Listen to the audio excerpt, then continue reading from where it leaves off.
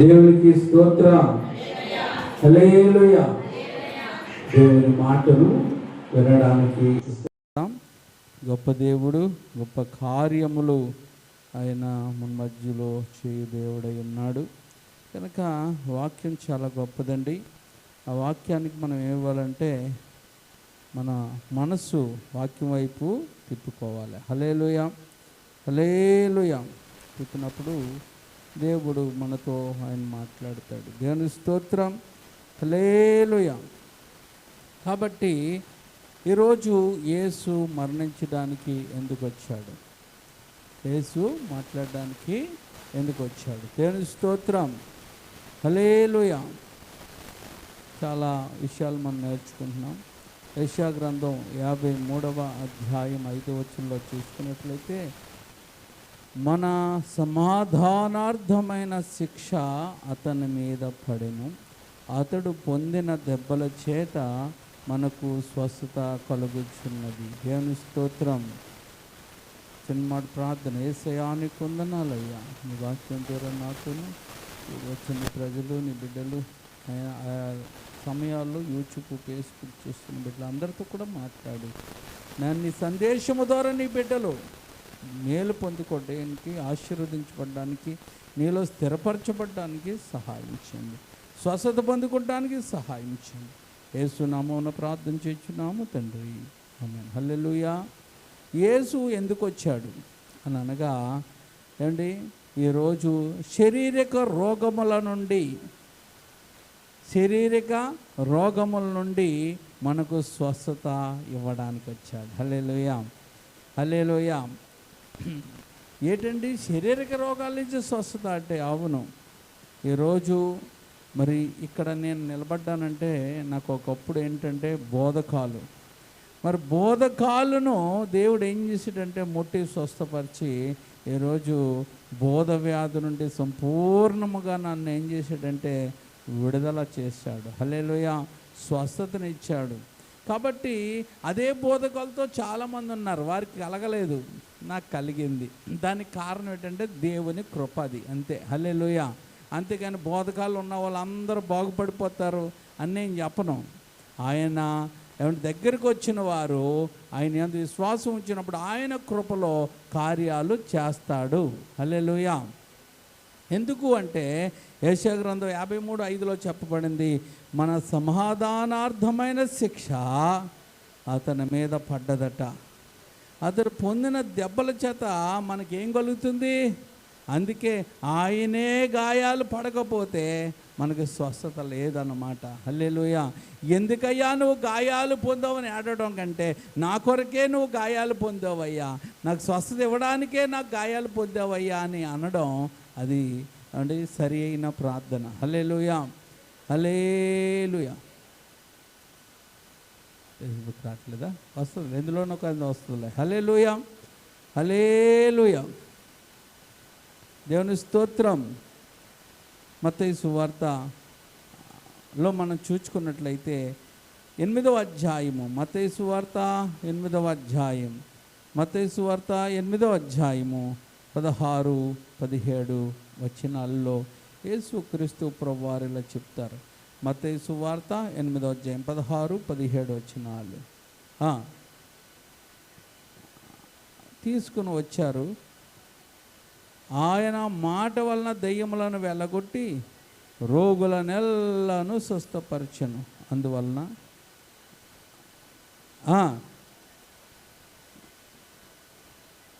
ఆమేన్. దేవుని స్తోత్రం.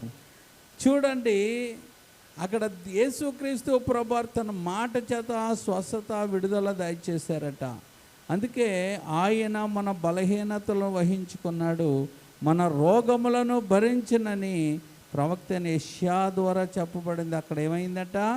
నెరవేరిందని మత్తయి గారు రాస్తూ ఉన్నారు. హల్లెలూయా, హల్లెలూయా. అంటే ఒక మాటలో చెప్పాలంటే క్రీస్తు పొందిన శ్రమ అంటే క్రీస్తు పొందిన దెబ్బలు మనకు ఏం తీసుకొస్తున్నాయంటే మన రోగమునకు విడుదలను తీసుకొని వస్తూ ఉన్నాయి. హల్లెలూయా, హల్లెలూయా. అయితే సృష్టి నాశనానికి లోనైపోయింది, దాస్యానికి లోనైపోయింది. అందుకే సృష్టిలోకి ఏమొచ్చిందంటే మరణం వచ్చింది. ఏమొచ్చిందమ్మా? మరణం. ఈ మరణము ద్వారా రోగం వచ్చింది. అందుకే మొదటి ఆదాము అవ్వలకి ఏమీ లేవు, రోగాలు లేవు. ఇప్పుడు మనుషులందరికీ ఏయో రోగాలు. ఏమండి, 120 అంటున్నాం. 100 సంవత్సరాలు బతకడం కష్టం. 100 సంవత్సరాలే కాదు, 60-70 సంవత్సరాలు బతకడం, 60 సంవత్సరాలు 70 సంవత్సరాలు కాదు, 50 సంవత్సరాలు కూడా బతకడం కష్టం అన్నట్టుగా మారిపోయింది. ఇక దానికి కారణం ఏంటంటే మరణముతో పాటు రోగములు కూడా చెలరేగిపోతున్న కాలంలోకి వచ్చేసాం. ఏ కాలంలో అండి? రోగాలు చెలరేగిపోతున్నాయి. ఏమండి, ఎక్కడ చూసినా క్యాన్సర్ జబ్బులు. ఏదైనా చిన్న దానికి వెళ్తే క్యాన్సర్ అని వేస్తున్నారు. అంటే రకరకాలైన జబ్బులు షికారులు చేస్తున్నాయి. రోమాపత్రిక 8వ అధ్యాయము 8వ అధ్యాయం 20వ వచనంలో ఆ మాటలు మనకు కనబడుతున్నాయి.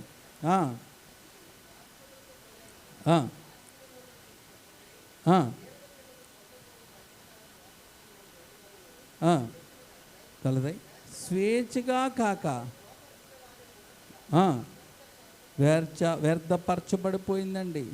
ఇక్కడ మనం చూచుకున్నట్లయితే దేవుని పిల్లలు పొందబో మహిమ స్వతంత్రము పొందిన నిరీక్షణ కలదై స్వేచ్ఛగా కాక దాన్ని లోపరిచిన వాని మూలంగా వ్యర్థపరచబడుతూ ఉంది అన్నది రాయబడ్డది.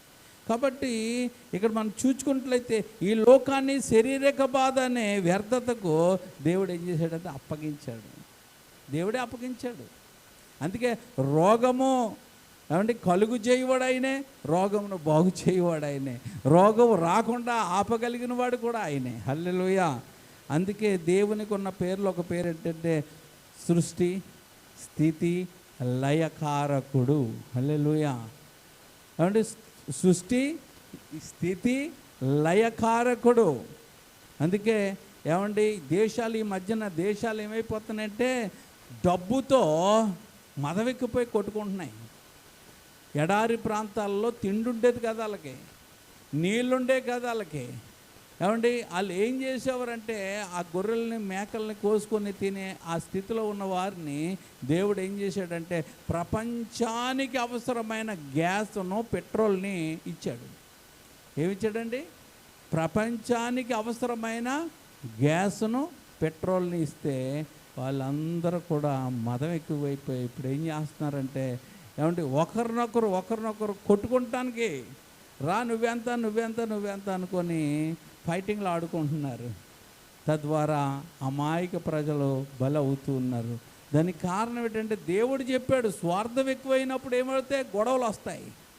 ప్రేమ ఎక్కువైపోయినప్పుడు ఏమొస్తుందంటే ఐక్యత వస్తుంది. హల్లెలూయా. ప్రేమ ఎక్కువైపోయినప్పుడు సహాయం వస్తుంది. ప్రేమ ఎక్కువైపోయినప్పుడు ఐక్యత వస్తుంది. ప్రేమ ఎక్కువైపోయినప్పుడు మేలు చేసే గుణం వస్తుంది. హల్లెలూయా. దానం చేసే గుణం వస్తుంది. కాబట్టి ఏమంటే అసలు ఈ టైంలో ఏమంటే భక్తి చేయవలసిన సమయంలో వాళ్ళు ఏం చేసుకుంటున్నారంటే యుద్ధాలు చేసుకుంటున్నారు. దీని అంతటికీ కారణం ఏంటంటే స్వార్థము. ఇవన్నీ జరుగుతాయంటే జరుగుతాయి. అందుకే దేశం మీదకి దేశం, రాజ్యం మీదకి రాజ్యం లేస్తుందని ప్రభు చెప్పారు. యుద్ధాలు జరుగుతాయి, భూకంపాలు జరుగుతాయి అని. ఏమండి కాబట్టి ఇవన్నీ గమనిస్తున్నప్పుడు ప్రభు రాకడ సిద్ధమవుతుందని మనం గ్రహించాలి. రోమాపత్రిక 5:12 ఒకసారి చూద్దాం. రోమాపత్రిక 5వ అధ్యాయం 12వ వచనం.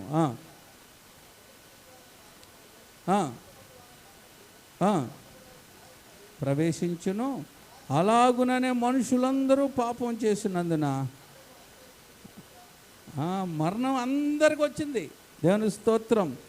ఒక మనుషుని ద్వారా పాపము అంటే ద్వారా మరణం లోకంలోనికి ప్రవేశించేసింది. అలాగుననే మనుషులందరూ పాపం చేసినందున మరణం అందరికీ సంతాప్తం అయిపోయింది అన్నాడు. ఇంకొక విషయం తెలుసా? అసలు పాపం అంటే ఏంటి? ఆజ్ఞ అతిక్రమే పాపం. పాపం ఏంటండి? దాని సామాన్యమైన భాషలో మనకు అర్థమయ్యే భాషలో ఇది మాట బైబిల్ మాట ఇది. కానీ బైబిల్ వివరణగా మనం చెప్పుకోగలిగితే పాపం అంటే అసలు ఏంటో తెలుసా? అది చెయ్యొద్దు అమ్మా. పాపం అంటే ఏంటి? అది చెయ్యొద్దు, ఇది చెయ్యి, అది చెయ్యి, ఇది చెయ్యి అని ఏదైతే చెప్పాడో చెయ్యమన్నాయి చేయకపోవడమే పాపం. అదే ఆజ్ఞాతిక్రమం అంటే. ఆజ్ఞాపించాడు, ఇది చేయలేదు, అదే పాపం. అంటే దేవుడు ఏది చెయ్యమంటాడో అది చెయ్యకపోవడమే పాపం. అపరాధం అంటే ఏంటి? అపరాధిని అపరాధం అంటే ఏంటి? పాపం అంటే ఏంటి? దేవుడు ఏది చెప్తున్నాడో అది చేయకపోవడమే పాపం. చేయకపోవడం పాపం. అపరాధం అంటే దేవుడు ఏది చెయ్యొద్దంటున్నాడో అది చేయడమే అపరాధం. అమ్మా, దేవుడు అది చెయ్యొద్దు అంటున్నాడు, అది చేసాం, దాన్ని ఏమంటారు? అపరాధం. దేవుడు ఏది చేయమంటున్నాడో అది చెయ్యకపోవడం పాపం. అంటే దేవుడు ఇది చేయమంటున్నాడు, అది చెయ్యం, ఇంకోటి చేస్తాం అంటే ఇప్పుడు ఏంటి? ఆజ్ఞ అతిక్రమించాం అంటే అదేంటి? పాపం. అపరాధం అంటే అమ్మా చెయ్యమన్నది చెయ్యకపోవడము అపరాధం. దేవుని స్తోత్రం, హల్లెలూయా. చెయ్యవద్దన్నది చేయడం పాపం. చెయ్యవద్దన్నది చేయడం పాపం. చెయ్యమన్నది చేయకపోవడం అపరాధం. హల్లెలూయా. అందుకే మనం ప్రభువా అంటే ఈరోజు ప్రార్థన చేయమంటాడు, మనం చెయ్యం.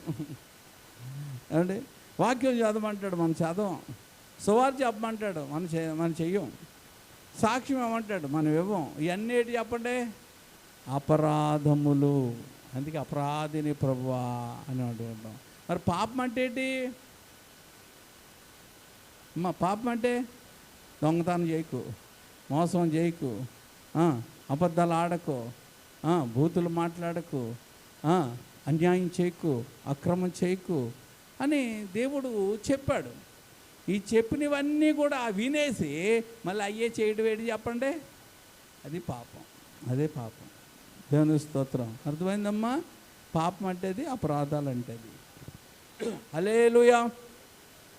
అందుకే ఏమండి, మరణం ఒక మనుషుని ద్వారా ఏం చేసింది? లోకంలోనికి ప్రవేశించి అది మనుషులందరిలోకి వచ్చేసింది. ఆ మనుషుని ద్వారా మనం వచ్చి కలిగాం కాబట్టి. హల్లెలూయా. అందుకే చూడండి, రోమాపత్రిక 8:23. రోమాపత్రిక 8వ అధ్యాయము 23వ వచనం. ఆత్మ యొక్క ప్రథమ ఫలములొందిన మనము కూడా దత్తపుత్రత్వము కొరకు అనగా మన దేహము యొక్క విమోచనము కొరకు కనిపెట్టచ్చు మనలో మనం మూలుగొచ్చున్నాం. ఈ దేహం విడుదలవ్వాలి, ఈ దేహం విడుదలవ్వాలి. అందుకే ఈ దేహములో ఉన్నంతకాలం పాపం నియమం మనలోనే ఉంటుంది. అందుకే ఈ దేహం ఏమవ్వాలా?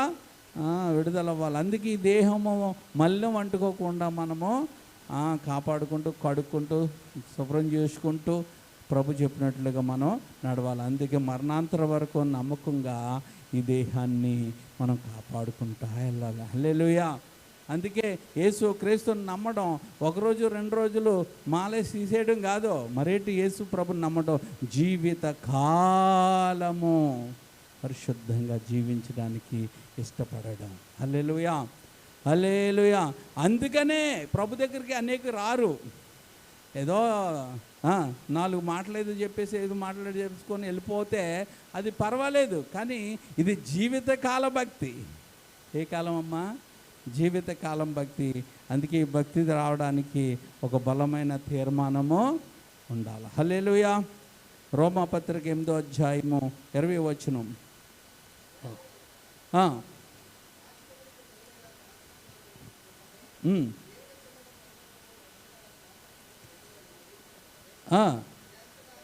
దానిని లోపరచువాని మూలంగా వ్యర్థపరచబడెను.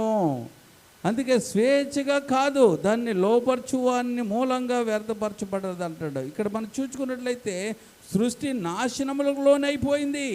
దాస్యము నుండి విడిపింపబడి దేవుని పిల్లలు పొందబోవు మహిమ గల స్వతంత్రము పొందునని అంటాడు. దేవుని స్తోత్రం, హల్లెలూయా. అయితే రోగం యొక్క దుర్వ్యవస్థ ఏమండి తాత్కాలికమైందే. రోగం ఏమండి, అందుకే చూడండి, లాజరు ఏమై ఉన్నాడు? రోగి అయి ఉన్నాడు. ఏమండి, ధనవంతుడు బాగా తినేసి బలగా ఉన్నాడు. అప్పుడు ఏమండి లాజరు చచ్చిపోయాడు, ధనవంతుడు చచ్చిపోయాడు. ఏమైంది అప్పుడు? లాజరు ఏమండి అబ్రహాము రొమ్మున ఆనుకున్నాడు. లాజరు జబ్బు ఉందా? జబ్బు లేదు. పరదేశంలో జబ్బు లేదు. అర్థమవుతుందా మీకు?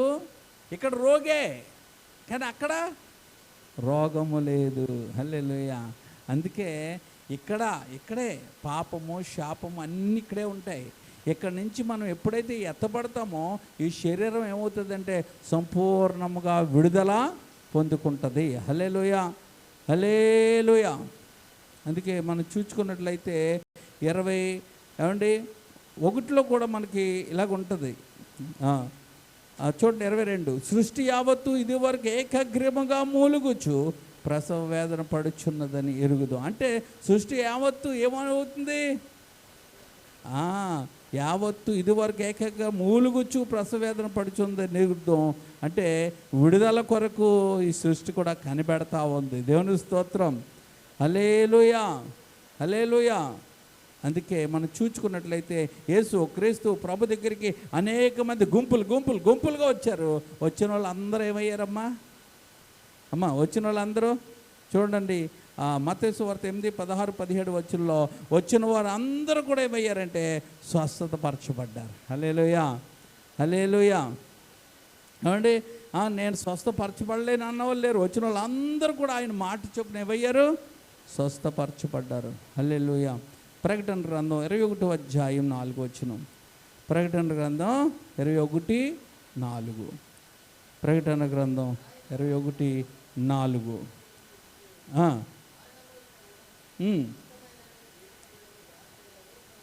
దేవుని స్తోత్రం. హల్లెలూయా. ఇది ఇక్కడ మనకి గొప్ప విషయాన్ని 21:4లో చెప్తున్నాడు. ఏంటి అదంటే ఆయన వారి కన్నుల ప్రతి బాష్ప బిందువుని ఏం చేస్తాడు? కన్నీళ్లను తుడిచేస్తాడట. మరణము ఇక ఉండదు. అక్కడ ఏముండదండి? మరణం లేదు. అక్కడ మరణము లేని ఏమంటే దేశం పరలోకము. మరణము లేదు అక్కడ. ఏడుపు లేదు, దుఃఖం లేదు, వేదన లేదు, బెంగ లేదు, ఏమంటే రోగం లేదు, అక్కడ ఏమీ లేదు. మరి ఏముందంటే అక్కడ అంటాడు ఏమండి వేదన అయినా నీకు ఉండదు, మొదటి సంగతులు గతించిపోయాయి. ఇక సంబంధాలు కూడా కట్టయిపోతాయి. అదిగో నా భర్త, అదిగో నా కొడుకు, అదిగో నా మనవడు, ఇవి కూడా ఏమీ ఉండవు అక్కడ.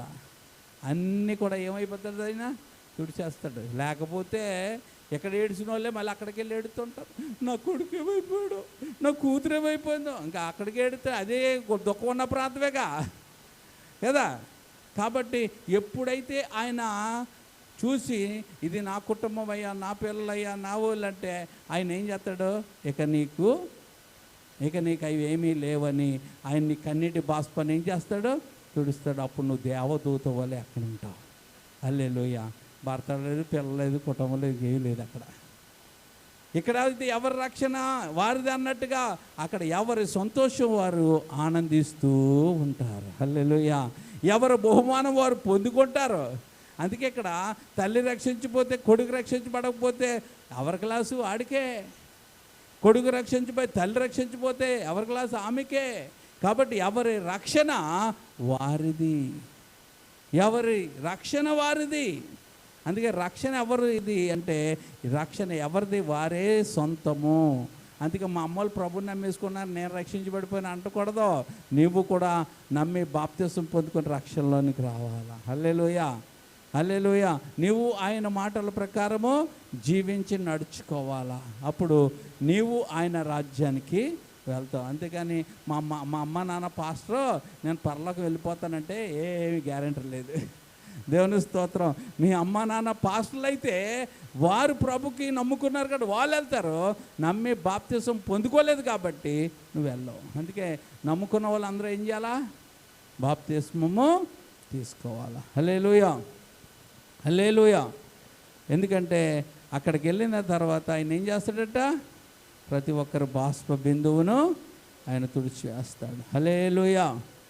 యెషయా గ్రంథం 53:5లో అంటాడు, మన అతిక్రమ క్రియలను బట్టి అతడు గాయపరచబడ్డాడు, మన దోషములు బట్టి నలగగొట్టబడెను. మన సమాధానార్థమైన శిక్ష అతని మీద పడ్డది, అతడు పొందిన దెబ్బల చేత మనకు స్వస్థత కలుగుచున్నది అంటాడు. అదే విషయము మన పేతురు గారు కూడా ఆ మాటను మనకు చెప్తున్నారు. దేవుని స్తోత్రం. చూడండి, పేతురు రాసిన మొదటి పత్రిక 2వ అధ్యాయము 24 వచనం చివరి మాటలో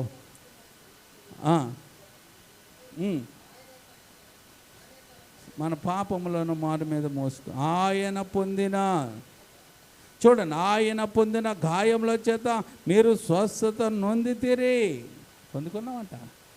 అందుకే నీకు నాకు తెలిసిన కొన్ని రోగాలే, తెలియని ఎన్నో రోగాలు ప్రభు స్వస్థపరుస్తూ వస్తున్నారు. హల్లెలూయా. లేకపోతే మనంతటి వాళ్ళు హల్లెలూయా రోగం నువ్వు అంటించుకోక్కర్లేదు, అదే వచ్చేస్తుంది. ఇక ఈ మధ్యన మళ్ళీ చికెన్కి ఏదో రోగం వచ్చిందంట, చికెన్ ఎక్కువ తింటే ఏదో రోగం వస్తుందంట. ఏదో రోగాలు. మన పాలు తాగి ఎంతోమంది చనిపోయారు. ఏమంటే కల్తీలు బోళ్ళు ఉన్నాయి. ఈ కల్తీల్లో ఏ రోగం ఎప్పుడు ఎవరికి ఎలా వస్తుందో తెలియదు. కానీ దేవుని కృపతో మనం భద్రపరచబడతాం. హల్లెలూయా, హల్లెలూయా. 1 కొరింథీ పత్రిక 15వ అధ్యాయము, 1 కొరింథీ పత్రిక 15వ అధ్యాయం 54 వచనం. 1 కొరింథీ పత్రిక 15:54.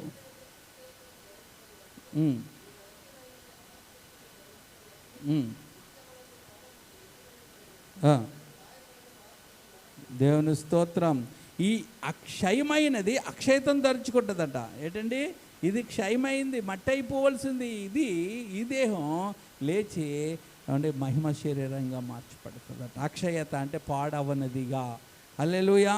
అలాగే ఈ మర్త్యమైనది, ఈ నాశనం అయిపోయేది అమరత్వం పొందుకుంటుందట. అమృతం తాగితే ఎలా ఉంటుంది?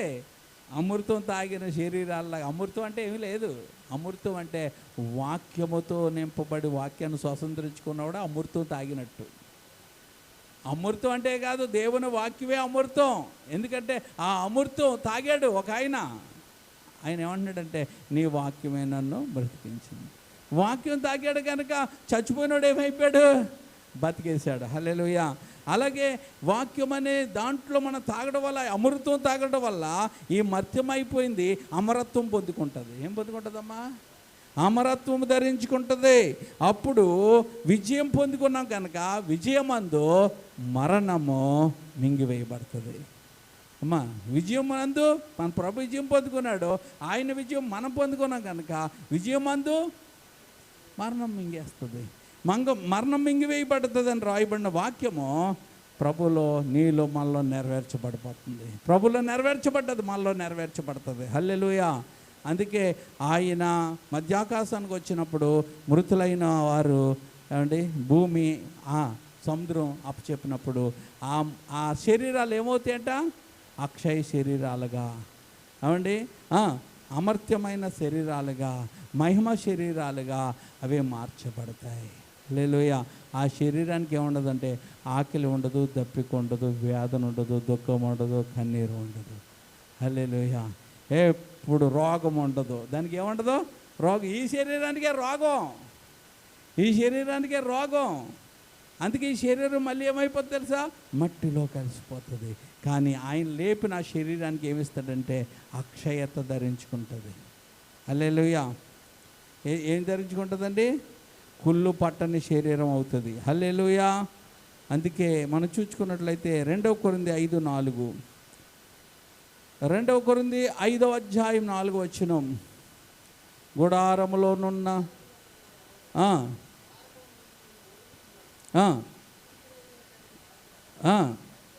మర్త్యమైనది జీవం చేత మింగివేయబడినట్లు ఆ నివాసమును దీనిపై ధరించగోరుచును. ఆమేన్. దేవుని స్తోత్రం. అందుకే భూమి శరీరం అప్పగిస్తే మనం ఈ శరీరం మీద ఏం జరిగిస్తామంట? మర్త్యమైనది జీవము చేత ఆకర్షించి మింగివేయబడుతుంది. హల్లెలూయా. ఈ నాశనం అయిపోయే శరీరం అంట జీవం చేత మింగివైపోయే జీవంగా మారిపోతుంది. హల్లెలూయా. అందుకే ఏమంటే ఈ గుడారంలోనున్న మనము భారం మోసుకొని మూలుగుచున్నాం. ఏ గుడారం? ఈ దేహం అనే గుడారంలో. బీపీ అండి, పాస్టర్ గారు షుగర్ అండి, పాస్టర్ గారు నాకు నొప్పులండి, తలనొప్పులండి, చేతి నొప్పులండి, మోకాలు నొప్పులండి. ఓ బాబు ఎన్ని రకాలు ఉన్నాయో డాక్టర్లకే చెప్పలేక చాలా ఎక్కువ అవుతున్నాయి ఏమండి. కాబట్టి అనుభవిస్తున్నా దీంట్లో. కానీ దేవుడు ఏం చేస్తాడంట, ఈ పాడైపోయిన ఈ దేహాన్ని అంట జీవంతో మింగించేస్తాడట. అప్పుడు ఇది ఏమైపోద్దట, ఈ శరీరం విడుదలైపోతుంది. దేనికి విడుదలైపోద్ది అంటే రోగముల నుండి, అన్నిటి నుండి విడుదలైపోతుంది. హల్లెలూయా. ఇంకా నువ్వు పచ్చాలకి ఇచ్చాలు ఏం చేయక్కర్లేదు, నువ్వు అమరత్వం కలిగిన వ్యక్తిగా అయిపోతావు. హల్లెలూయా. నువ్వు ఒక మాటలో, మన అందులో మాటలో తెలుసుకోవాలంటే అమృతం తాగిన బిడ్డవైపోయావు. ఇంకా నీకు చావు లేదో, యుగాలు ఆనందం, సంతోషం, సమాధానం, ఆరోగ్యం ఆయన సన్నిధిలో దేవదూతల వలె ఉంటారు. ఎలా ఉంటామండి? యెషయా గ్రంథం 65:25. యెషయా గ్రంథం 65:25.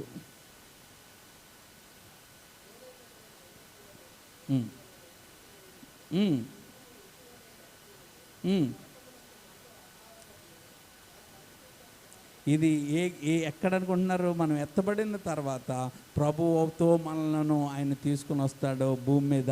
క్రొత్త భూమి, క్రొత్త ఆకాశము. ఏంటండి? క్రొత్త భూమి, క్రొత్త ఆకాశం. ఈ క్రొత్త భూమి, క్రొత్త ఆకాశంలో ఏది కూడా ఎలాగుంటుందంటే నీతి రాజ్యము. ఆ రాజ్యంలో సింహం ఏమవుతుందంటే మాంసం తిందో, మరి ఏం చేస్తుంది? గడ్డి మేస్తుంది. హల్లెలూయా. అది ఎవరిని ఏం చేయదు. పాములు విషముతో ఉండవు. పాములు పుట్ట దగ్గర పిల్లలు ఏం చేసుకుంటారట, ఆడుకుంటారు పాములతో, ఆట వస్తువులాగా. హల్లెలూయా. ఏది వారికి హాని చేయదన్నమాట. చూడండి. హల్లెలూయా. తోడేళ్ళును గొర్రె పిల్లను కలిసి మేస్తాయట. చూసారా? సింహము ఎద్దు వలె గడ్డి తింటుందట. సర్పమునకు మన్ను ఆహారం అవుతుందట. నా పరిశుద్ధ పర్వతంలో అవి హాని అయినను నాశనమైన చేయకుండాను అని యెహోవా సెలవిస్తున్నాడు. అదే 1000 ఏండ్ల పాలన. దేవుని స్తోత్రం. 17వ వచనం చూడండి. ఇదిగో నేను క్రొత్త ఆకాశమును క్రొత్త భూమిని సృజించుచున్నాను, మునుపటివి మరువబడును, జ్ఞాపకమునకు రావు. ఎందుకంటే అది క్రొత్త ఆకాశం, క్రొత్త భూమి. హల్లెలూయా. హల్లెలూయా. అప్పుడు ఈ పాట పాడుకుంటాం. క్రొత్త జీవితము నాకిచ్చినావు, నన్ను నింపినావు. క్రొత్త జీవితము